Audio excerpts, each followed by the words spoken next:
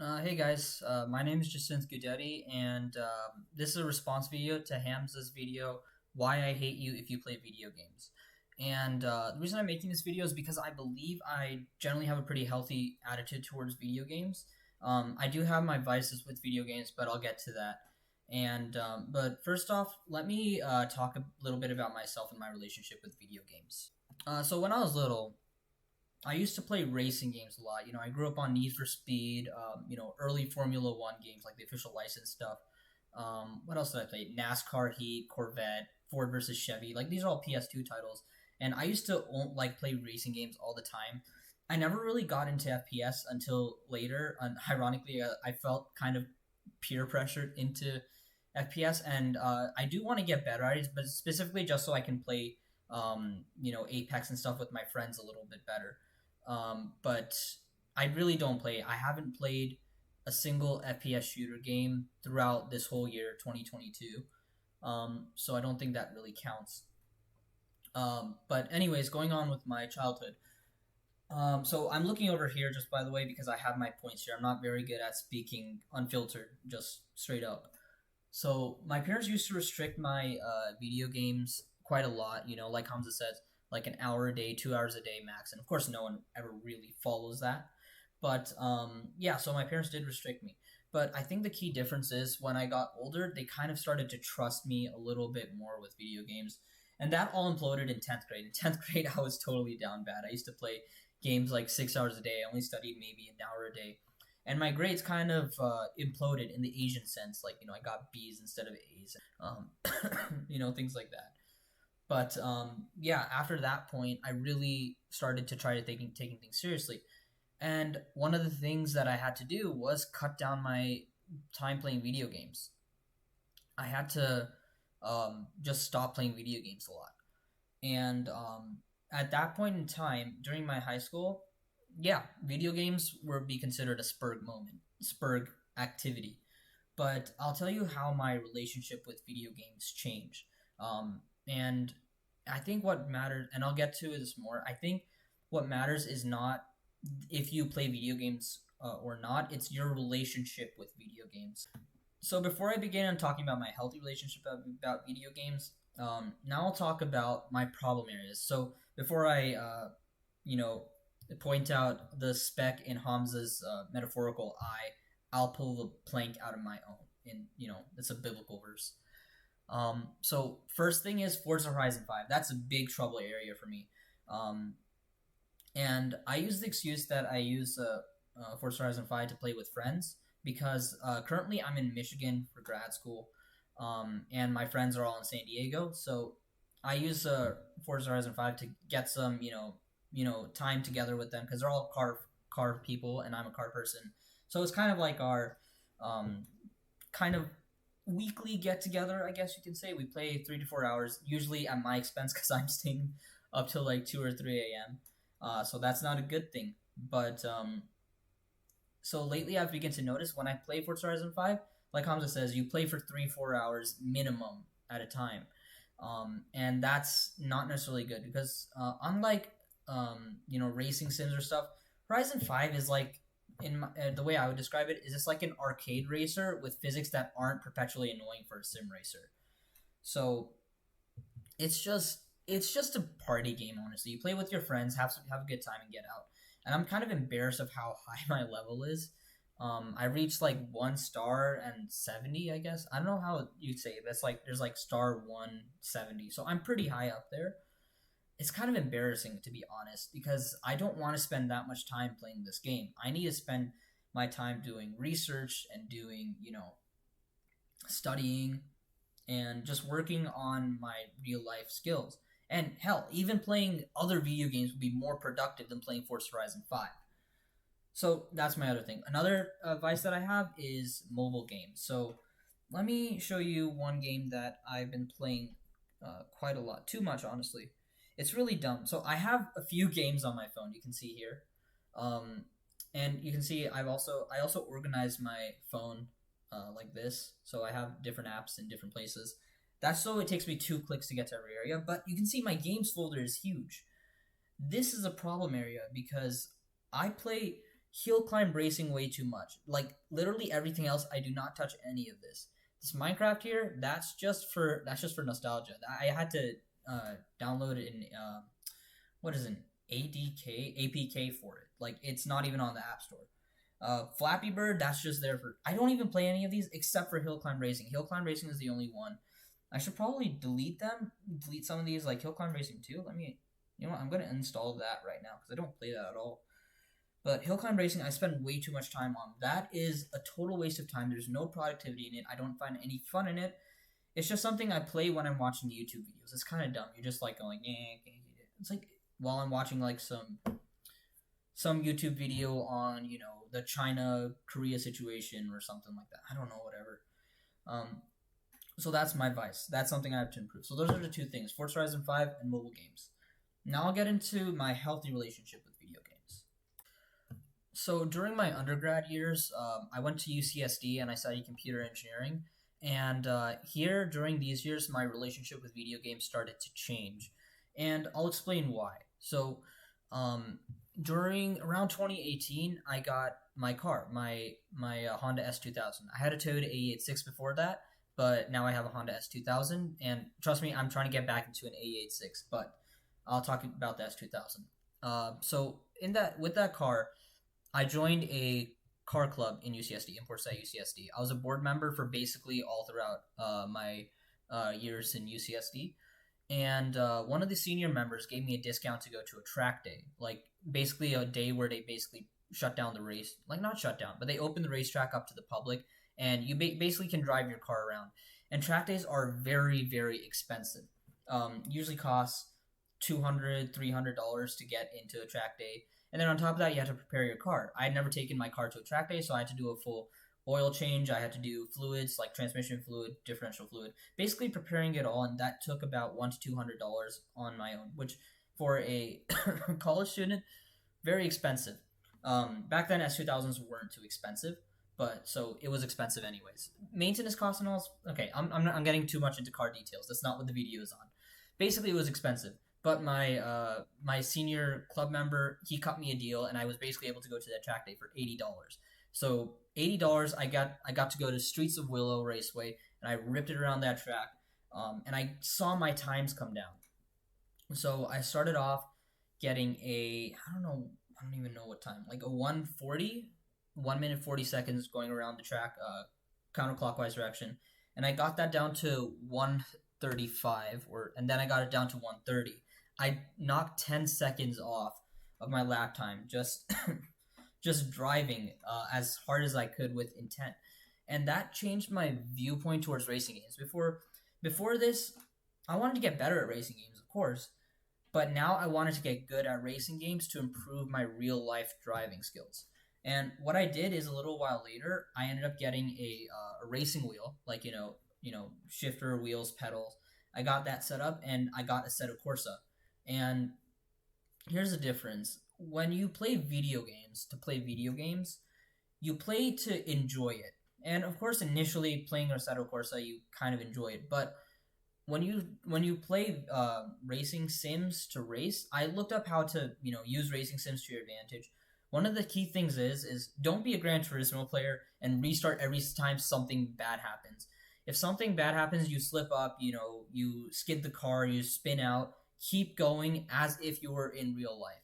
And that really changed my mindset in training. So when I play Assetto Corsa or even BeamNG, I treat it as an opportunity to improve my driving skill. So in that sense, video games, it's not as much of a video game for me as it is a training tool for real life. But I will say, I do play BeamNP, which is BeamNG, with the multiplayer mod, and that's quite fun. You get to interact with people, and that can be a bit spurgy in Hamza's sense if you play it with the wrong intentions.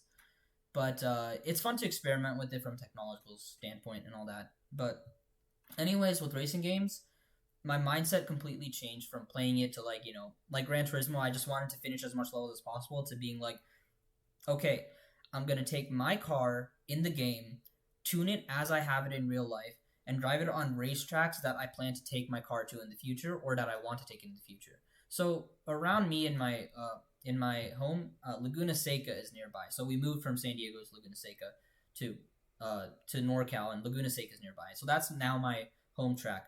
So whenever possible, not now obviously because I'm going to school, but I'll sit down and spend lap after lap just perfecting each, like doing 30, 40 laps at a time, going to Laguna Seca on Assetto Corsa with my S2000 set up as closely as possible to my real life car, and just taking it around the track as much as possible. It's boring, it's dull, it's hard. It's after like the first five laps, it gets really monotonous. But you keep at it because you want to see that lap time reduce slower and slower, and you have to keep that up as much as possible. Like right now, I haven't been doing it much, so my lap time's probably gone down because I don't have the practice in. So racing games for me completely changed. Now it's more of a tool that I use to train. Now I'm gonna talk about Minecraft, and I know this is a game that Hamza also has a very deep connection to. Personally, I didn't have much of a connection until 2018. I used to play the mobile game, like mobile Minecraft and stuff like that, but I never really got into the PC version until 2018, and that's when I became a bit of a spurg, and this was during my undergrad years at UCSD. I used to I used to go to the EC tutoring room and lock myself in the corner and just play Minecraft until I had to leave. It was terrible relationship, but I got good at the game. I used to watch Minecraft YouTubers. I think a little bit after I defeated the Ender Dragon for the first time, I got into watching Minecraft YouTubers, and unlike what most people would say, that actually kind of sort of changed my outlook on on Minecraft. All of a sudden, I wanted to be able to replicate what these guys have done because it was so frustrating for me to put in all these stupid hours into the game and just not even go 500 blocks from my spawn. I'd build up a stupid shelter and I'd go, mess around and do some weird build, and it was not good. But when I saw these YouTubers, like, basically, like the one Minecraft mining session later, and they have like a whole stack of like, diamonds and stuff like that, I was like, how the heck are they doing that? And I wanted to improve, so I actually started to kind of push myself outside of my boundaries, going into weird, different, far places in Minecraft, dying a lot, but I was able to gather resources that were much further away, and that kind of started to change my relationship with Minecraft. But it was still spurred. Like, let's not get this mistaken. It was still a very negative thing. What changed was when I became a tutor. So I was a tutor before. I used to be a SAT tutor actually, and general like public library tutor in high school, and SAT tutor during undergrad. But now it was summer. It was a pandemic, and I didn't want to waste my time, so I said, okay, let me get a tutoring job. So I initially signed on as a tutor to tutor Java and programming languages, C, C++, Java, because I'm a computer engineering student. That's what I do. But in the little side section, I didn't really think of this much, but they said experience with Minecraft is appreciated, and I was like, huh, okay, that's kind of cool. I have experience with it. I can talk about that during the interview. Okay, cool. So I signed up. It turns out 99% of the tutoring that I did ended up being Minecraft. So this was at the beginning of the pandemic. So I figured a lot of parents just wanted to get their kids off their backs. And so they just gave them basically Minecraft tutoring lessons as a gift or something for their birthday or whatever. So they basically just turned us into virtual babysitters. And I was getting paid pretty well. At the time, I was getting paid $25 an hour. And this is before a pandemic and all. This was pretty good pay. So I was like, okay, you know what? I want to teach these kids well. So I took some time, like when lessons weren't taught, I would go into my world and like research, what are some simple redstone things that I can teach, like, the Jeb door, item locks, things like this. Things that these kids wouldn't understand, but once I taught them, they would come away with some new knowledge of the game. And that's when my mindset truly began to change. Now I was playing Minecraft not just to, for fun, but to get better at it and to teach others. And I believe I've kept that mindset because even now when I play Minecraft, I'm like, okay, what's something I can do here that would improve my experience in the game, or kind of build up something that shows other people that, hey, I'm a Minecraft pro. Like I got experience in this game. So after that tutoring, after my time as a tutor, whenever I play Minecraft, I'm thinking, look, I'm technically a Minecraft professional now. I gotta be able to, you know, do these like cool Minecraft things so I can kind of prove myself. But more than that, I think even before my tutoring, I always wanted to kind of leave an impact on the Minecraft community. And this sounds really dumb to a lot of you guys, but being good at Minecraft won't make you money. It won't make you necessarily more famous. But I keep thinking about these legends in the Minecraft community. Nembomb, certain two v two T players.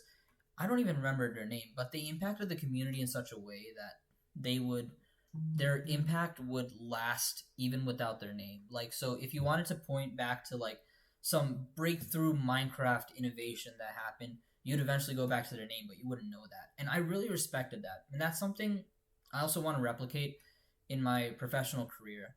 But this is Minecraft, so it's stupid, I know, but it's something I genuinely want to improve. So whenever I play Minecraft, I'm thinking, okay, well, what's the next farm I want to build? How do I understand redstone better?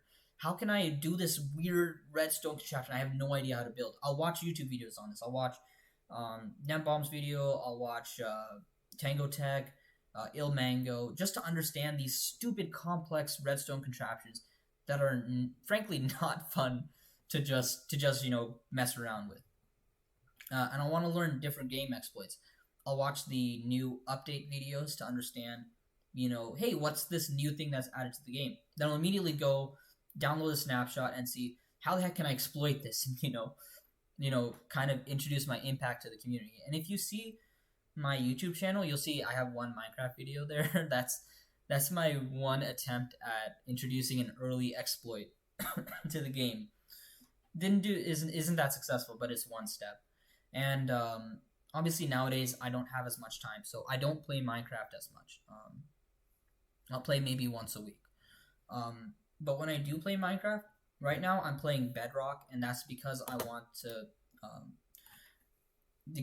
to connect with people I'm playing with. And when I do play Bedrock, I kind of come at it like, okay, I guess I gotta show people that I'm alive, so I'm gonna go in there, build something.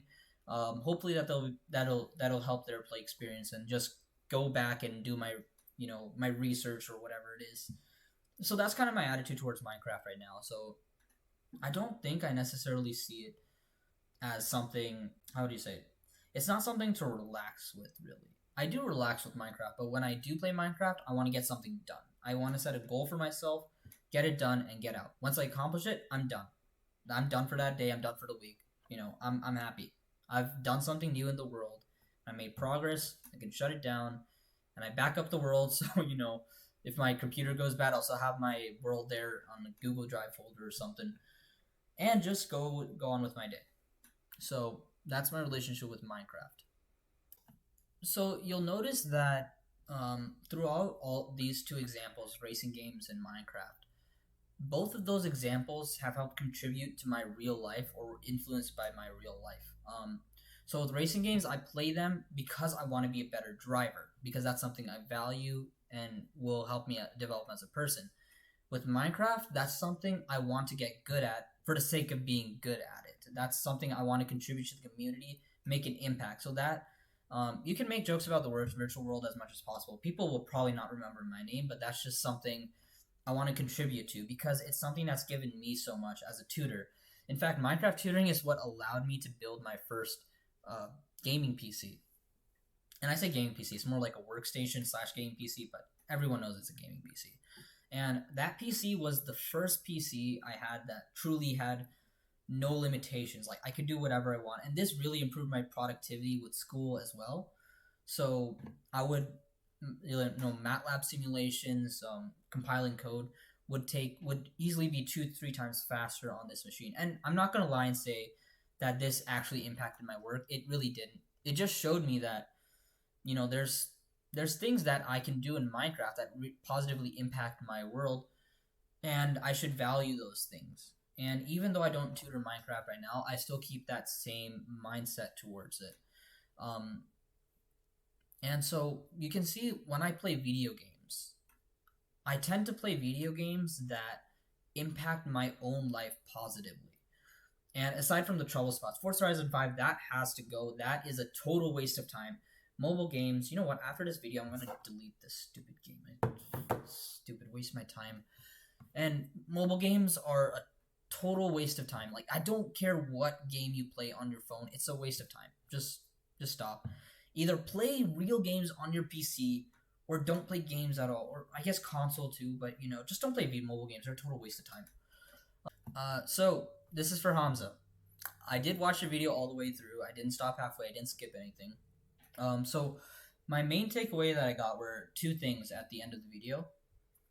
So one thing you said, kind of throwaway, just don't get addicted to porn, games, drugs, or social media. And I completely agree with that in every sense. But I think there's a healthy relationship you can have with those things. I will say with video games, for example, for me, I believe I have a healthy relationship. With drugs, I don't know, Joe Rogan. Social media, there are people who make lots of money on social media, and I know a lot. I've met quite a few influencers in real life, you know, being in California and all.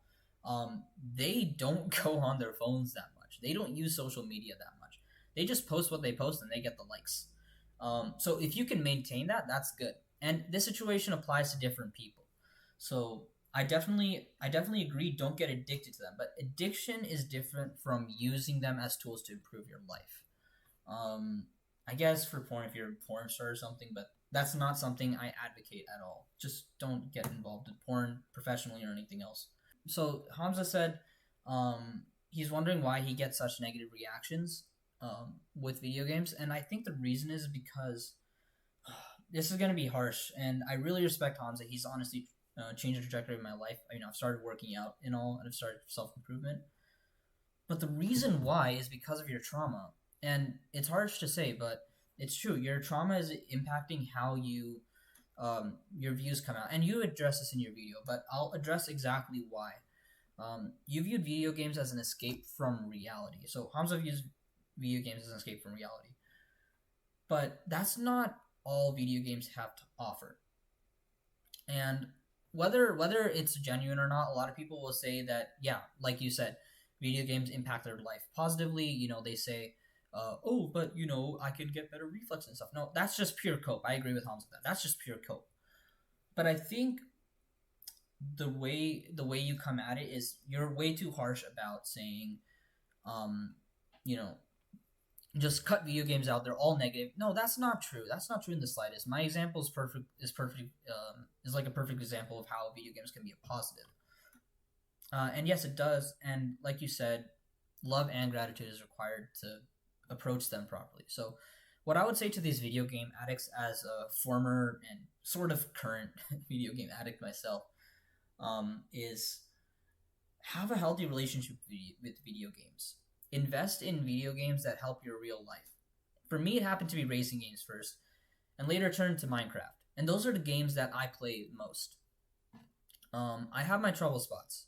Forza Horizon 5 has to go. Like, I've said this multiple times. Mobile games, I'm deleting all my mobile games off this right the second after this video ends, or at the end of the video. So, yeah, I will say, Hamza, what you have to do is, you have to promote healthy relationships with video games. If you play video games just to relax and, like, you know, just to waste time, that's not good. You have to recognize. So in the Bible, at least, I'm a Christian, so this is, hopefully this can help you as well. But this is what I've been taught. God cares about your heart, the condition of your heart. So when it comes to the question of salvation, for example, you'll know in your heart whether you're truly believing in Jesus Christ or not. You know, God will be the judge of that, but you know in your heart whether you truly believe in Jesus. And that's the same situation here. You know if you are addicted to video games. That's a bad thing. You know if you're addicted to porn or drugs or social media. Those are all bad things.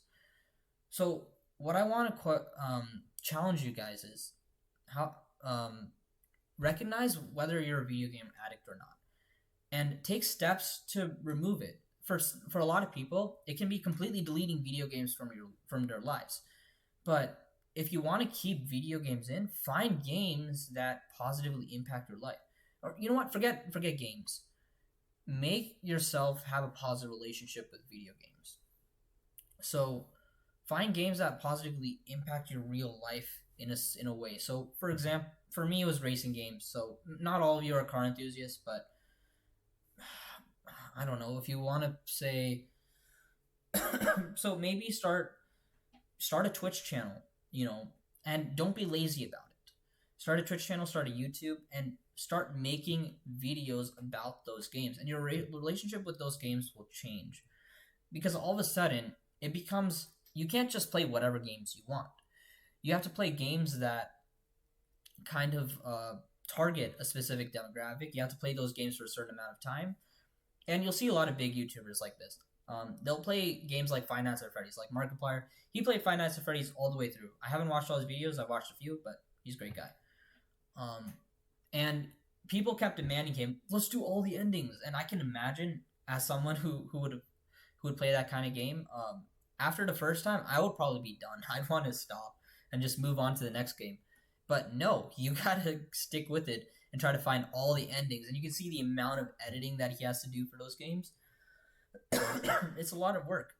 And all of a sudden, now video games don't become fun anymore. They become work. They become effort. They need effort to actually result in something. And Hamza touched on this too with esports players. Esports players, they work. They don't play. They work. So my challenge to you is, if it's so difficult for you to quit video games, turn it into something productive. Then you'll see how much work it is to to make something out of video games. So don't just say, "Oh, I want to be an esports player." Go out and actually freaking try to be an esports player. Like literally, look up how these guys train. Like the kind of stupid tactics they have to follow, doing a map over and over again, loading up bots, and all this stuff. So I think you have to promote. You have to back to Hamza. Try to promote a healthy relationship with video games over just quitting them overall. And I know this is difficult for you because of your childhood trauma. So if people haven't watched the video yet, I'll link it in the description. But when Hamza was little, basically he was traumatized with games because of video games, and used it as an escape from his traumatic childhood, his reality. And I hope I'm not downplaying the severity of this at all, because it's a very serious topic. But yeah, so I think that trauma honestly does affect how you communicate your ideas with others. And I don't think your relationship with video game necessarily applies to everyone. Although it does, I think for most people though, quitting video games outright will probably be more of a positive than trying to rationalize it and keep playing every now and then. So I think the important thing is find a genuinely healthy balance of video games, and you'll know if you have a healthy balance with video games because it'll take effort. It won't be fun. when you start playing a video game, and it's not fun anymore, but you want to push through it anyways because there's something beyond the game that you want to do. That's when you'll know it's not a spurg activity anymore. It's actually something, productive. At least that's my opinion. Feel free to disagree with me in the comments. But I hope you guys all got something from it. And Hamza, I hope this kind of helps kind of inform you with video games. And I hope this reaches you. I have no subscribers or anything.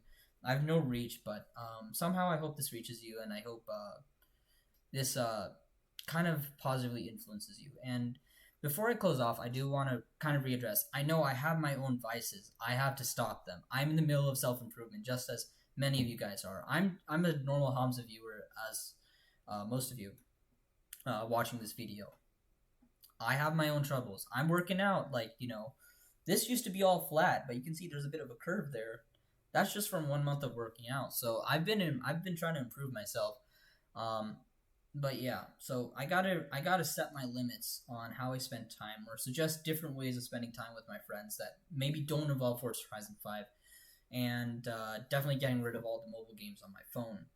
So hold me accountable to that. I'm gonna delete all these games. They're not good. Mobile games are a total waste of time. So yeah, I hope with that, I wish you guys the best. Hamza has been an inspiration for me, honestly. Um, his quote, um, what is it? I am so forgetful. Um, do the hard work even when you don't feel like it. That's inspired me. That's gotten me bed out of so many times, like more than you can imagine. Got me out of the bed into the gym in a heartbeat. And I was like, just do the hard work. And I don't feel like it, but I just gotta do it instead and get out of the bed and get to the gym. And yeah, that's helped me a lot. Anyways, this has gone on too long, so I hope you guys have a wonderful rest of the day. Get some sleep. Wake up early. Don't have a bad relationship with video games. Have a healthy relationship with video games, or don't play video games at all. That's technically even better, unless you can monetize it or something like that. I don't know. Anyways, have a good rest of the day, guys. See ya.